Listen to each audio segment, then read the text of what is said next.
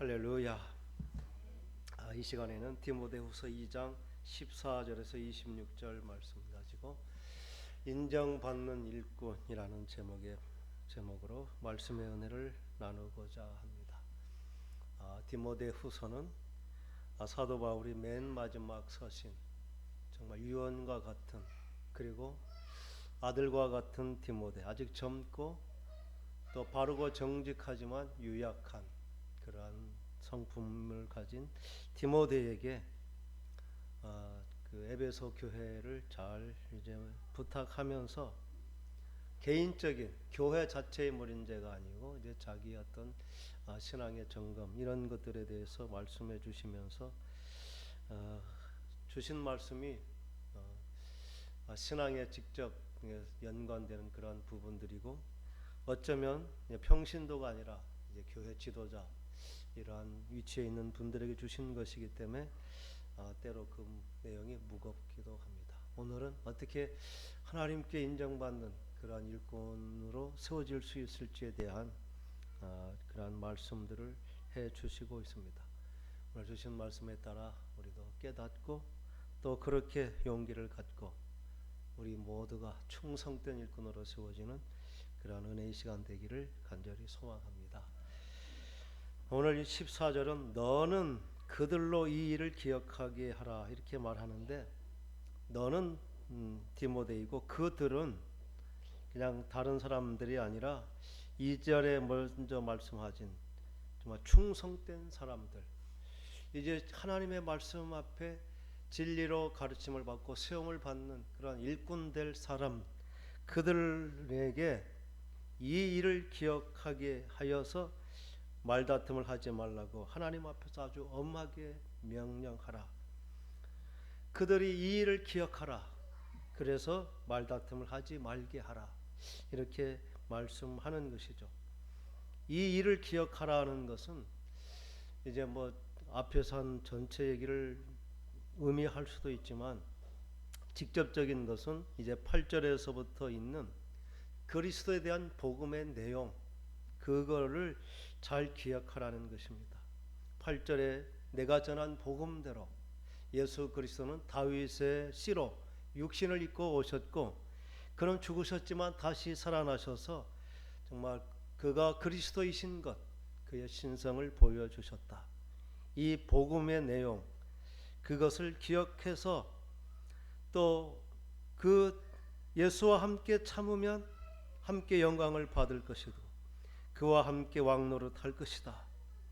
주를 부인하면 주님도 우리를 부인하실 것이라는 이 변할 수 없는 이런 말씀들을 기억해서 헛된 그 말다툼에 빠지지 말라고 아주 강력하게 그 부분을 강조해서 말하라고 이제 엄히 명하라.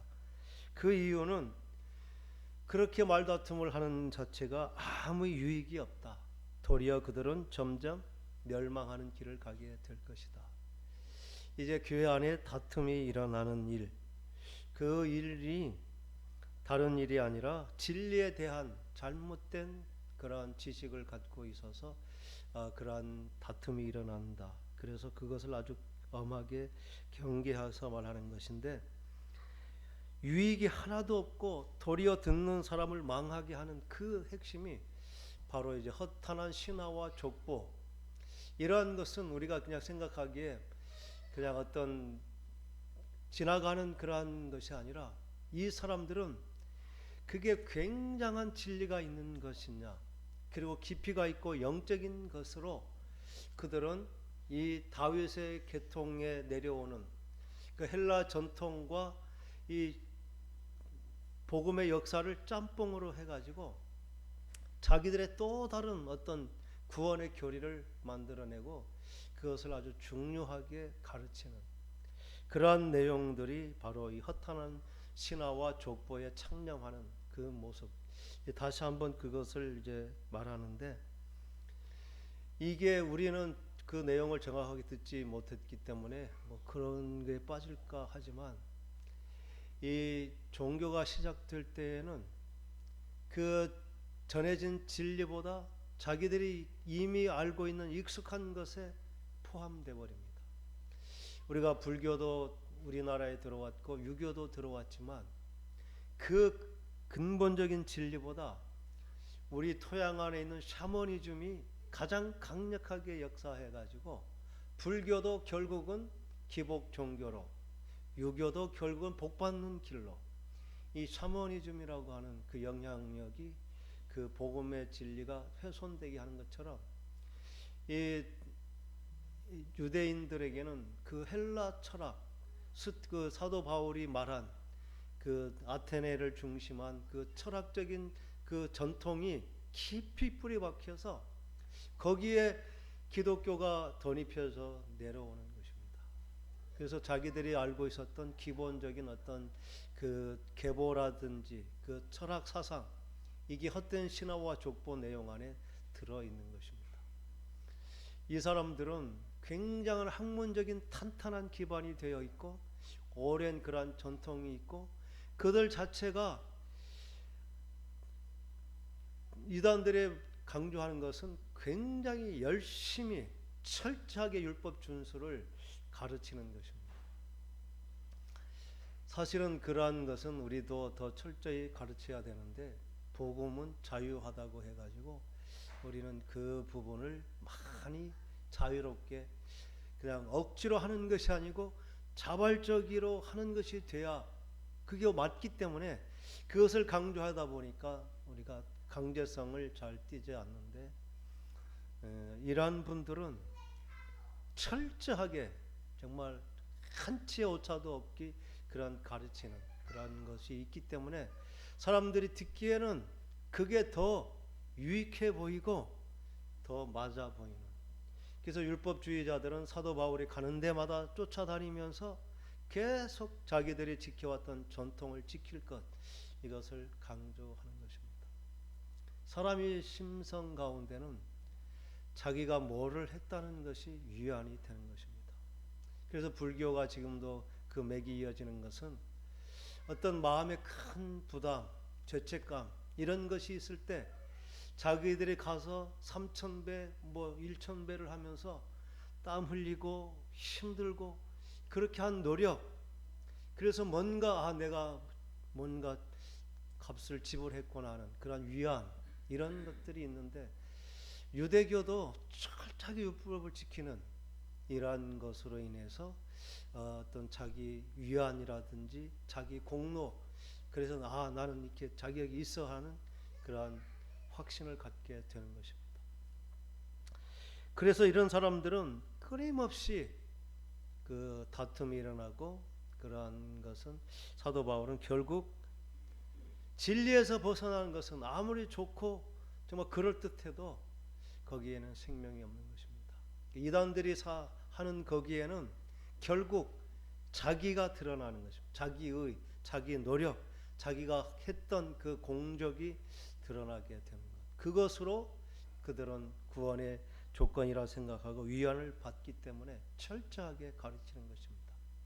근데 사도 바울은 그런 것에 대해서 끝까지 아주 중요하게 말하면서 중요한 것은 그게 하나님의 약속의 말씀에 근거한 것인지 복음에 합당한 것인지 그게 중요하다 해서 15절에는 너는 진리의 말씀을 옳게 분별하며 부끄러울 것이 없는 일꾼으로 인정된 자로 자신을 하나님 앞에 드리기를 힘쓰라. 이렇게 진리의 말씀을 옳게 분별하는 것이 참 중요하죠. 이 분별이라는 그 단어의 뜻은 이제 딱 규격에 맞게 전문성을 가지고 아주 능숙한 그렇게 전문가의 입장에서 딱 규격에 맞게 잘라내는 그런 것을 이제 분별이라고 하는 것입니다. 그래서 그 희미하지 않고 명확한 그러한 기준과 원칙을 가지고 분별하는 그러한 것이 말씀을 그렇게 분명하게 이제 복음과 율법을 구분하고 또 사람의 행위에 의하는 것인지 하나님의 은혜로 되는 것인지 그게 분명하게 구별되어야 된다. 그래서 부끄러울 것이 없는 일꾼으로 인정된 자로 자신을 하나님 앞에 드리기를 힘쓰라. 자신의 모든 역량을 이제 다 이제 거기에 기울여서 그렇게 인정된 자로 하나님 앞에 드리기를 힘쓰도록 하는 것입니다. 힘쓰다 이렇게 하는 것이 그냥 노력하고 열심히 하라는 것이 아니라, 여기는 이제 도키온이라고 하는 그런 단어를 썼는데, 이 단어의 뜻은 정확한 시험을 거쳐서 그걸 확인해서 인정된, 그게 바로 이제 드리기를 힘쓰라라는 그런 뜻의 말씀인 것입니다. 그래서 우리가 복음이 어느 정도 분명하고 확신해야 되는 것임을 이제 이렇게 표현하는 것입니다. 그냥 듣기에 좋은 것 아니면 자신의 주장이 아니라 하나님의 말씀에 근거한, 그래서 예수 그리스도의 복음에 합당한 그런 말씀의 분별을 가지고 사도 바울이 일관되게 했던 그 복음의 내용과 합치하는지, 그게 이제 검증의 기준이 되고, 그렇게 정확한 틀에 맞는 그러한 검증된 복음을 가지고 그렇게 하나님 앞에 세워져라. 이렇게 사도 바울은 이 복음과 비복음의 그 분별, 그게 지도자의 아주 중요한, 부끄러울 것이 없는 일꾼은 먼저 복음으로 정확하게 확인되고 검증된 그러한 판단의 기준을 가진 자, 분별의 능력이 있는 자, 이게 그리스도의 인정된 일꾼이다. 이렇게 말하면서 그들이 분별해야 될 것, 망령되고 헛된 말을 버리라. 이게 바로 족보와 신화에 창념하는 사람들의 대표적인 말입니다. 그것은 정말 성경에 근거하지 않는 자기들의 내려왔던 전통, 자기들의 어떤 사상, 이 사상 중에 이 초대교회의 가장 중요한 사상이 영지주의라고 하는 것입니다. 영지는 신령한 영적인 지혜를 받은 사람들, 자기들만 그러한 어떤 신령한 영적인 지혜를 받아서 자기들만 성경을 해석할 수 있고 자기들이 하는 것 그것만 옳다고 생각하는 것입니다. 그리고 이 사람들은 분명히 자기들의 영적 단계가 있어서 그 단계가 지켜지는 서열이 있는 것입니다. 계급의 단계가. 그리고 이분들은 가장 중요한 사상이 선과 악을 구분해서 이분법적으로 육신과 영혼을 따로 구분해서 생각하는 것입니다. 육은 무익한 것이고 그것은 구원받지 못하고 부활하지 못하는 것, 영은 신령한 것, 그 하늘에 속한 것, 그것을 추구하고, 그래서 이분들은 육체의 부활을 인정하지 않는 것입니다. 육체는 죄악 가운데 처한 것이기 때문에 육체는 소멸되고 없어지고 영만 남는다. 그래서 예수 그리스도의 십자가의 죽으심을 이분들은 인정하지 않는 것입니다. 그래서 육체와 영혼은 분리된 것이고 예수 그리스도의 죽으심은 육체적인 죽음만 있고 영혼은 죽지 않고 그냥 올라갔다. 이렇게 말하는 것입니다. 그래서 영지주의는 영적인 것, 그래서 육은 무익한 것, 그래서 육의 부활을 인정하지 않는 것입니다. 그래서 영혼이 부활되므로 육의 부활은 없는 것이고 부활은 지나갔다는 생각을 갖게 됩니다. 그래서 이분들은 극단적인 금욕과 아주 경건한 모든 것을 절제하는 그러한 생활이 있는가 하면 때로는 아주 방탕한, 왜냐하면 영혼만 거룩하고 구원받으면 육체는 무익한 것이기 때문에 죄와 상관없다. 그래서 막 죄를 지어도 상관없는, 이게 우리 구원파의 이단이 바로 이 영지주의의 그 잘못된 성경 해석에 근거해서 이제 구원을, 영적인 진리를 아는 것, 그래서 구원의 진리를 깨달아 알았다, 그것이 곧 구원이다. 영지주의들의 주장과 동일한 것입니다. 그래서 우리가 주장하는 것은 영과 육은 죽었을 때 잠시 분리되지만 하나님께서 우리를 부활하실 때는 육체 또한 부활하시고 영육이 하나 된 그러한 부활체를 입는 것, 그 예수 그리스도께서 보여주신 예수님은 죽으셨지만 부활할 때 영혼만 나타난 것이 아니라 육체를 입고 오신 것입니다. 그래서 우리의 삶 그 자체의 거룩함이 중요한 것이 되는 것입니다. 우리는 이제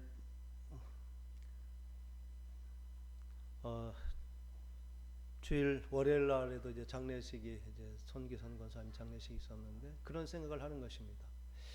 우리가 이제 요즘 이제 장례 문화가 많이 바뀌어서 이제 다 화장을 하는데 그 화장하게 되면 육체의 부활이 과연 가능한가? 이런 질문을 갖는 것이죠. 근데 성경은 그거에 대해서 분명하게 말하고 있습니다. 뭐 사고로 공중 폭파 당하는 경우도 있고 전쟁터에서 그렇게 뭐 폭탄에 맞아서 정말 산산조각 나기도 하겠죠.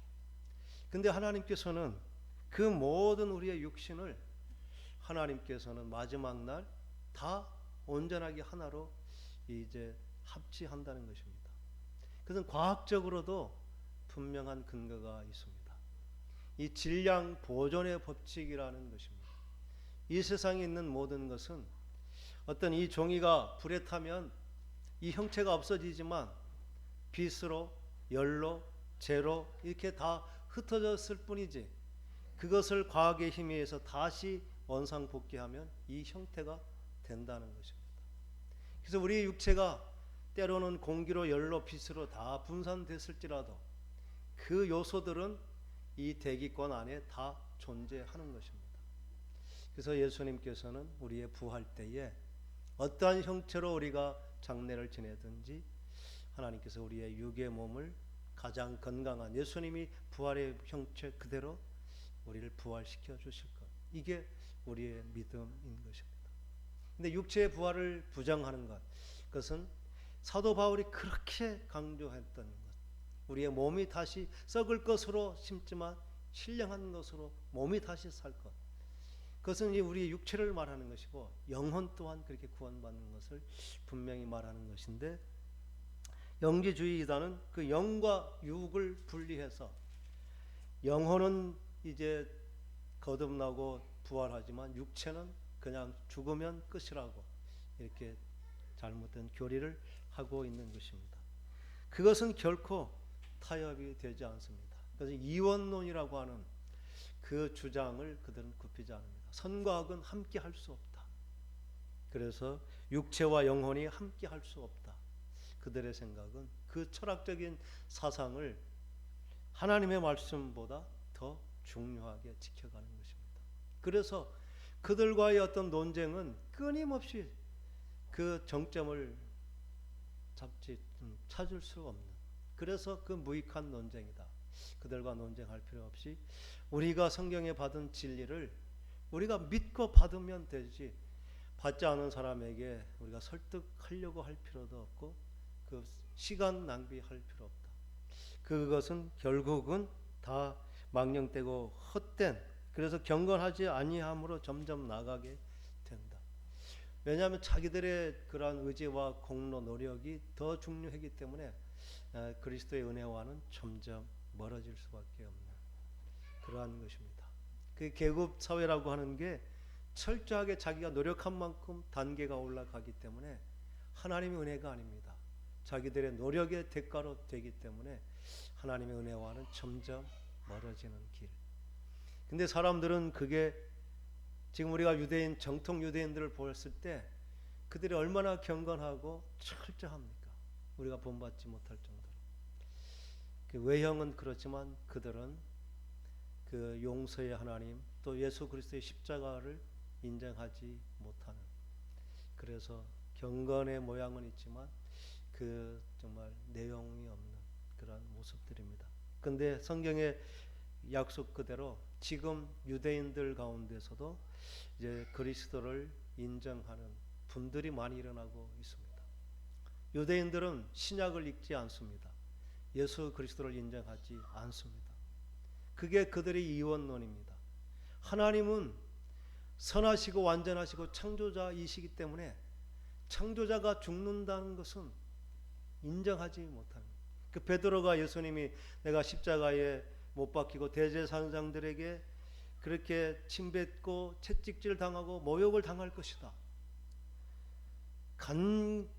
아주 그냥 강력하게 그러면 안 됩니다 말한 그게 도저히 있을 수 없는 일이라는 것이죠. 어떻게 심판자가 어떻게 그 죄인에 대해서 심판받을 수 있습니까? 그게 유대인들의 생각인 것이죠.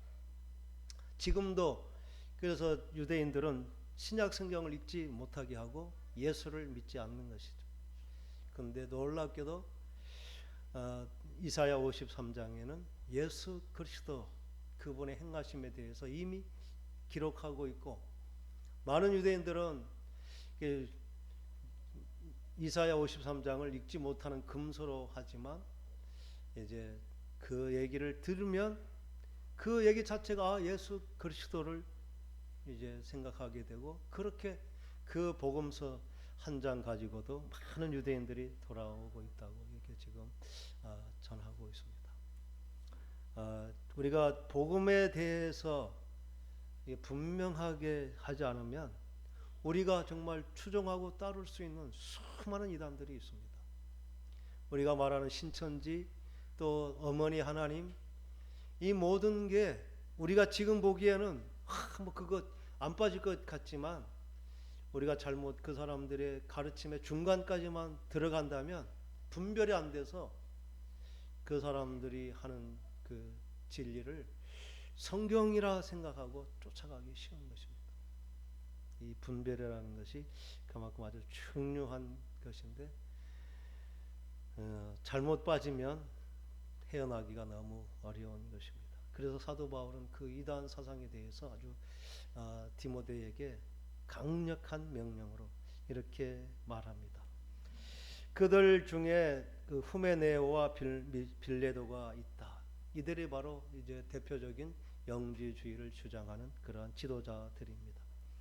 그들은 진리에 관하여서 이미 그릇되었다. 그들의 사상 가운데 부활이 이미 지나갔다. 이런 것을 너무나 설득력 있게 말하기 때문에 많은 사람들이 거기에 미혹돼서 넘어가게 됐다. 바로 이제 그 사도 바울이 경험한 실제적인 모습인 것입니다. 지금 이 시대에도 이러한 이단들의 사상은 더 많이 우리 교회를 공격하고 있는 그런 시대입니다. 그렇지만 하나님의 견고한 터는 섰다. 사도 바울의 확신은 이 하나님의 견고한 터, 이것은 바로 복음으로 세워진 교회, 그리고 복음으로 세워진 그런 신앙을 가진 믿음의 사람, 이러한 사람들은 흔들리지 않는 견고한 터 위에 서 있어서 그들에게는 하나님께서 확실한 인치심, 그리고 주님께서 하신 약속, 주님께서 자기의 백성들을 분명히 알고 그들을 지켜주신다는 약속, 또 주의 이름을 부르는 자는 불의에서 떠날지어다. 이 말씀은 이제 민수기에 있는 말씀들처럼 하나님의 백성들은 그렇게 불의에서 떠나게 될 약속이 분명히 주어졌다. 그래서 어떤 유혹과 그러한 정말 우리를 미혹하게 하는 것이 있을지라도 하나님의 진리 안에 서 있는 그러한 교회와 또 하나님의 말씀으로 있는 그러한 신앙인은 견고한 진리의 터 위에 서 있는 하나님의 집처럼 이렇게 흔들리지 않을 것이다. 그게 교회가 지켜졌고 세워졌던 것이고, 이제 그렇게 세워 가라고 이제 사도 바울은 그 하나님의 약속의 말씀들을 근거로 그 흔들리지 않는 견고한 터 위에 서 있는 신앙으로 세워질 것을 이제 말씀하십니다. 그러면서 이제 구체적으로 그 하나님의 터인 교회 안의 구성원들에 대해서도 이렇게 말하면서, 그러면 이렇게 바르게 서 있는, 주님께서 아시고 또 주님께서 자기의 이름을 부르는 자기의 백성으로 삼으신 그런 진리 가운데 서 있는 사람들이 어떤 것인가, 이렇게 이제 우리가 잘 아는 이제 그릇의 비유를 통해서 또 말씀해 주십니다. 큰 집, 이것은 뭐 규모를 말할 수 있지만 우리로서는 이제 교회라고 말할 수 있습니다. 하나님의 사람들이 모인 곳, 그런 큰 집에는 금그릇, 은그릇뿐만 아니라 나무그릇, 질그릇도 있다. 이제 그릇의 그런 여러 다양한 종류, 이것은 사람의 어떤 인격이나 어떤 가치가 아니라 그 사람이 가진 달란트, 재능, 그게 다름, 여러 가지 그 자신의 그 특성들을 가진, 은사를 가진 다양한 사람들이 있지만, 그 중에 귀하게 쓰이는 그러한 사람들도 있는가 하면 또 천하게 쓰여지는 사람들도 있다는 것입니다. 천하게 쓰여진다는 것은 그나마 쓰여진다 이런 뜻이 아니라, 이제 아주 천하게 쓰인 것은 이제 버림받을 그러한 멸망의 그러한 그릇이 예비되어 있는가 하면, 또 하나님께서 하나님의 영광을 위해서 이제 구별된 그러한 궁혈의 그릇, 또 멸망하게 될 진노의 그릇, 이렇게 두 가지를 말하는 것입니다. 우리는 귀에 쓰게 쓰임 받아도 좋고 천하게 쓰임 받아도 좋은 것이 아니라, 우리는 귀하게 쓰임 받는 그러한 그릇이 돼야 된다는 것입니다. 그렇게 귀하게 쓰임 받는 그릇은 금그릇이라고 귀하게 쓰임 받는 것이 아니라, 누구든지 그러한 그릇을 이런 것에서 자기를 깨끗하게 한다, 이런 것이라고 하는 것이 바로 우리가 더러워질 수 있는 잘못된 이단 사상, 그리고 거룩하지 못한 그들의 가르침을 따르는 그렇게 의롭지 못한 삶의 모습들, 이런 것들을 위해서 깨끗하게 하면 귀히 쓰는 그릇이 되고, 또 거룩하게 되고 주인의 쓰시기에 합당하여서 모든 선한 일을 하는데 준비함이 된다, 이렇게 말씀하는 것입니다. 어떻게 우리 그릇을 깨끗하게 해서 주인이 쓰기에 합당하고 또 주님이 기뻐하시는 선한 일에 준비함이 될 것인가, 그것을 이제 또 계속 설명해서 말하는 것입니다. 너는 청년의 정욕을 피하라. 주를 깨끗한 마음으로 부르는 자들과 함께 의와 믿음과 사랑과 화평을 따르고 어리석고 무식한 변론을 버리라.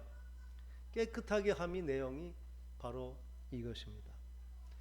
이제 정욕을 피하고 자기의 어떤 이제 성적인 정결함을 지키는 것, 그리고 마음으로 혼란하지 않고 깨끗한 마음으로 주님을 부르고, 또 의와 믿음과 사랑, 화평, 이러한 이제 삶의 그러한 모습 열매들을 맺혀가는 것인데, 믿음, 사랑, 화평, 이것은 우리가 늘 하는 말과 같을 것입니다. 근데 의라고 하는 것, 이것은 그냥 하나님께서 예수 그리스도를 믿었으니까 우리를 의롭다 했다, 이게 칭의적인 의가 아니라 구체적으로 우리가 악과 구별되어서 하나님의 선을 이루어가는, 그래서 지켜지는 삶으로 드러난 의롭고 바른 삶, 이게 하나님의 의라고 하는 것입니다. 그래서 우리는 의를 지켜지는 것, 그게 그냥 지식으로 아니라 이건 삶을, 구별된 삶, 그리고 하나님께 인정된 그러한 삶을 의라고 표현하는 것입니다. 이게 없을 때 우리는 그냥 지식으로 그때 구원을 받아들이고 우리의 삶의 변화가 없어도 그냥 우리는 합격한 것으로 잘못 이해가 되는데, 의라고 하는 것은 구체적으로 삶을 통해 검증된 우리의 확실한 신앙의 모습이라는 것을 세워가는 것, 이게 우리 자신을 깨끗하게 그릇을 비우는 모습이라는 것입니다. 이 말씀은 항상 진행형입니다. 하나님의 말씀이 깨달아질 때 그 말씀 앞에 자신을 점검하고 잘못을 회개하고 돌이키고, 이렇게 하는 계속적인 이제 삶. 이것은 한 번에 완성되는 것이 아니고 계속 더 이제 온전함에 이르는 그러한 것입니다. 이런 우리의 신앙의 삶은 살아있는 그런 생물처럼 한 번 그냥 완성됐다고 그냥 영원한 것은 아닙니다. 이것은 우리의 성화의 과정, 구원에서 떨어지느냐 이러한 것은 아니죠. 그 구원을 받지 못하는 그러한 것이 아니라, 구원받은 우리는 하나님께서 그 하나님 앞에 받아 상급이 있고 하나님 앞에 받을 자랑이 있는데, 겨우 구원만 받고 아무런 상급이 없는 부끄러운 구원이라는 것을 이제 우리가 구원이라고 생각하지 않기 때문에 의는 계속 이제 성장해야 된다 이렇게 표현을 하는 것입니다. 근데 우리가 최종적으로 그냥 구원 받을 수 있느냐 없느냐, 구원만 받아도 좋겠다고 할 때는 이제 예수 믿고 고백하고 그것으로도 우리는 구원을 받았다고 말할 수는 있습니다. 근데 그것은 우리가 생각할 차원의 부분이 아니기 때문에 우리 사도 바울이 지금 전하는 것은 어떻게 정말 하나님께 인정받는 일꾼으로서 우리가 그렇게 사명을 감당할 자리가 될지, 이런 높은 수준의 그런 신앙을 말하는 것입니다. 계속해서 자신을 깨끗하게 하는 것, 어리석고 무식한 변론, 그러한 것에서 버리라는 것은 그냥 거기 머물지 말고 떠나 버려라. 이제 거기에 빠져서 자기 주장 또는 때로는 설득하고 이해시키려고 하는 그러한 것을 하지 말라는 것입니다. 왜냐하면 그것은 결코 타협점을 찾을 수 없는 평행선을 끊임없이 가는 것이기 때문입니다. 우리는 진리만 말하고 하나님의 은혜가 합당하면 그가 받아들이게 되고, 그 진리 아닌 것을 주장하는 사람에게 설득하고 이해시키려는 그러한 논쟁은 사실 무익한 것을 분명히 말합니다. 그러면서 이제 구체적으로 이제 준비된 일꾼, 또 우리가 정말 본받아야 될 그러한 참된 일꾼이 갖추어야 될 이제 우리 삶의 태도에 대해서 24절 25절 이렇게 말씀해 주고 있습니다. 첫 번째는 23절의 마지막에 있는 다툼을 다투지 않는 그러한 분별과 지혜가 있어야 된다는 것입니다. 좋은 일꾼은 내가 아무리 진리를 가지고 있어도 비진리와 그것을 다투어서 멀려고 하는 그러한 것은 좋은 일이 아닌 것입니다. 우리는 다툼은 피해야 되는 것입니다. 어떤 일이든지 다툼이 일어나는 것을 이제 지도자는 경계해야 됩니다. 그래서 가능한 한 다툼이 빨리 해결되고 해결되지 않는 다툼은 피해서 그러한 것이 다른 사람에게 피해가 되지 않도록 그 다투지 말아야 될 뿐만 아니라 다툼을 이제 잘 해결하는 그런 지혜로움을 갖는 것, 그게 첫 번째입니다. 두 번째는 모든 사람을 대하여서 온유하라 이렇게 말합니다. 우리는 주의 종은 마땅히 다투지 아니하며 또 모든 사람에 대하여 온유해야 된다.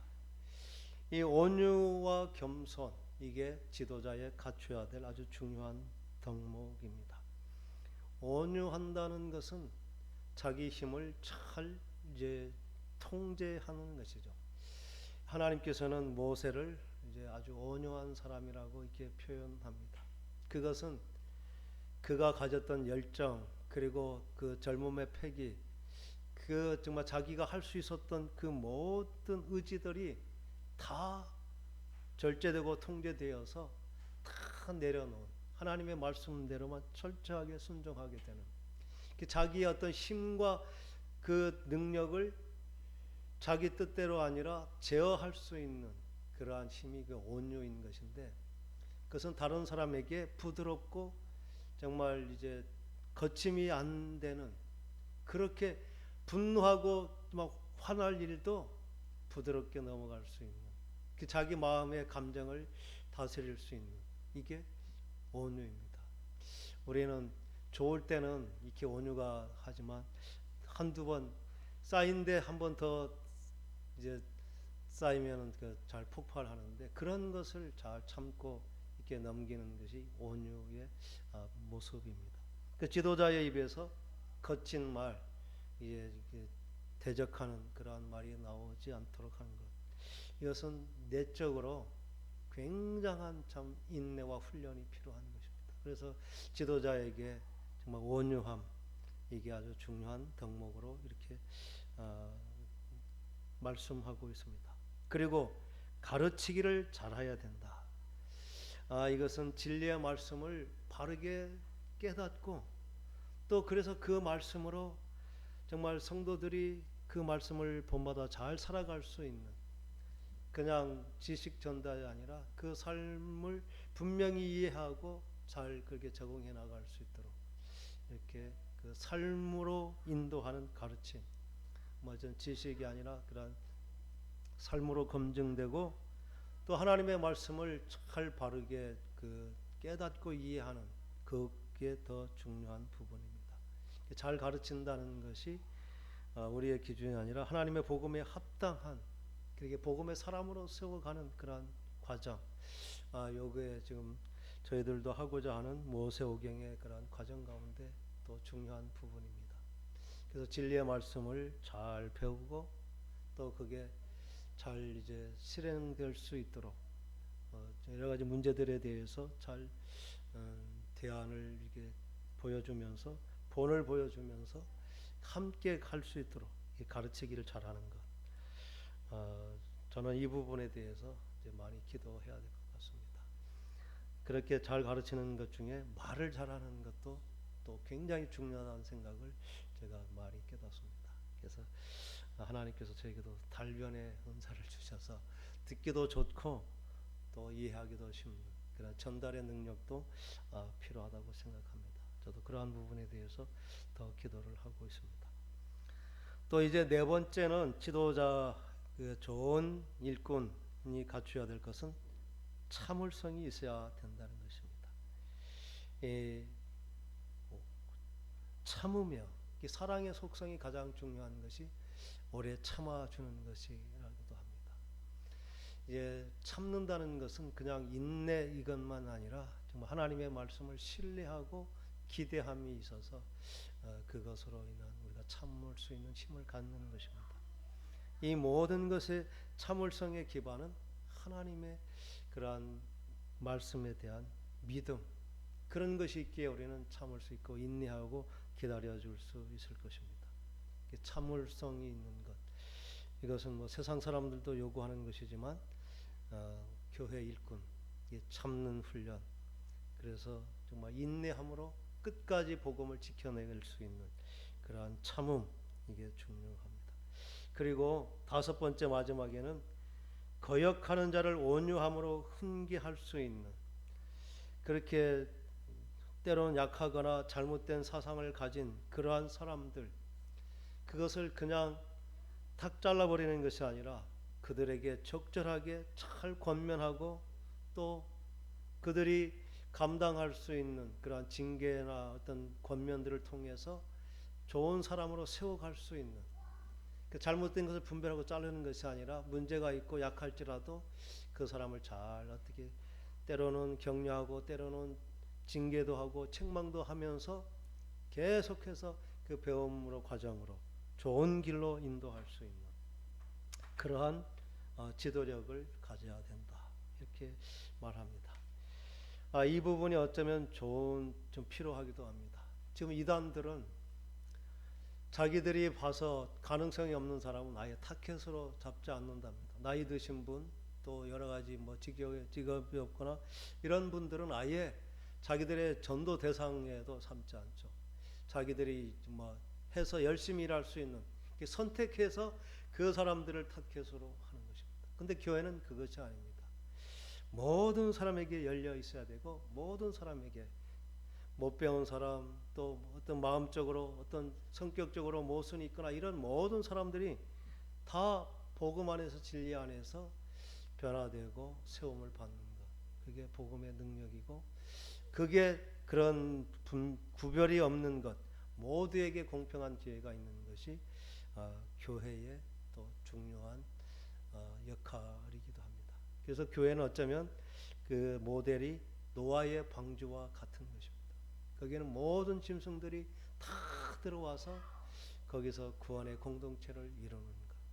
그래서 교회는 구별이 없고 차별이 없는, 그래서 이제 끼리끼리 문화가 없는, 모두에게 공평하고 모두를 존경할 수 있는 그 모두의 가치, 약함은 약한 대로 또 높음은 높은 대로 그 가치를 서로 인정해 주면서 서로 이제 하나를 이루어가는, 이게 굉장히 교회 일꾼된 지도자들이 힘써야 될 부분이고, 또 그러한데 다섯 번째 마지막 그 사도 바울이 그 디모데를 향한 가르침 가운데 있는 것입니다.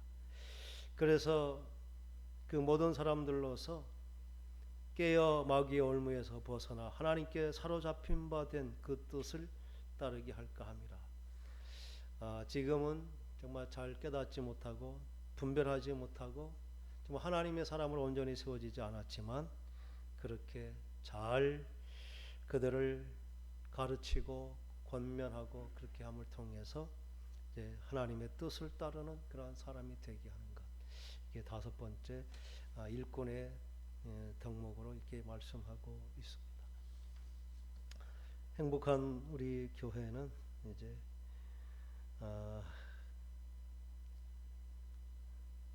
한 가지는 분명히 세워질 것 같습니다. 그러니까 복음이 무엇인지, 또 복음 아닌 어떤 우리의 교회 안에 정말 지키고 행하는 그러한 노력들이 무엇인지, 이러한 분별이 분명히 세워질 때 우리가 더욱 힘쓸 일에 대해서 깨닫게 되고, 또 헛된 그러한 우리가 에너지를 소비하지 않는 그러한 일을 할 수 있을 것 같아서 오늘 주신 말씀 안에 또 소망을 갖게 됩니다. 하나님께서는 우리를 부르셔서 정말 하나님께 인정받은 신실한 그러한 일꾼들이 다 되기를 소망하고, 또 오늘 그렇게 우리를 말씀 앞에 세우신 줄 믿습니다. 오늘 주신 말씀들이 어쩌면 우리가 좀 멀리 있기도 하고 벅차기도 하고 그런 말씀들이지만, 한 말씀 한 말씀 이제 새겨가면서 우리는 0.1에서 0.99 사이에 변화의 과정 가운데 있습니다. 하나님은 우리의 자리가 더욱 성숙한 자리에 오르기를 원하시는 그러한 기대를 늘 가지고 있는 것입니다. 그래서 우리가 하나님 앞에 가까이 간다는 것은 쓰러지고 넘어졌을지라도 다시 기회를 주시는 그 하나님의 기회 앞에 다시 힘과 용기를 얻어서 다시 한 발짝을 내딛는 그러한 신앙의 길을 가는 것입니다. 결코 0.1 밑으로 내려갈 수 없고, 아무리 완전해도 완전한 일이 될 수 없는, 불완전하지만 하나님과 동행하면서 성숙하면서 그 영광을 드러나는 그러한 길에 서 있습니다. 그러니까 서로를 존귀하게 여기면서 함께 세움을 받는, 그래서 모두가 하나님께 인정받는 참 좋은 일꾼으로 자신의 삶의 영향력을 키우고 교회의 그렇게 영향력을 키워가면서 하나님께 영광 돌리는 우리 모두가 될 수 있기를 간절히 소망합니다.